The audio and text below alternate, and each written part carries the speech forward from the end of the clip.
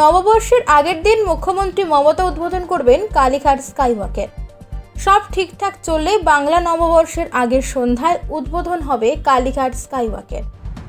উদ্বোধন করবেন মুখ্যমন্ত্রী মমতা বন্দ্যোপাধ্যায়। প্রতি বছর পয়লা বৈশাখের আগের দিন সন্ধ্যায় মুখ্যমন্ত্রী কালীঘাট মন্দিরে পুজো দিতে আসেন। প্রশাসন সূত্রে খবর, প্রতি বছরের মতো পুজো দিতে 14 এপ্রিল চৈত্র সংক্রান্তির সন্ধ্যায় মুখ্যমন্ত্রী কালীঘাট মন্দিরে আসবেন। ওই দিনই মন্দিরে পুজো দেওয়ার পাশাপাশি কালীঘাট স্কাইওয়াকের উদ্বোধন করবেন তিনি।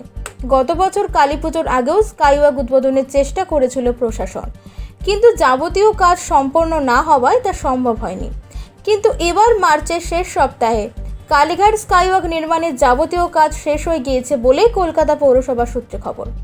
আর তাই পয়লা বৈশাখের উপহার স্বরূপ কালীঘাটে আগত পুণ্যার্থীদের জন্য খুলে দেওয়া হচ্ছে নতুন স্কাইওয়াকের দরজা।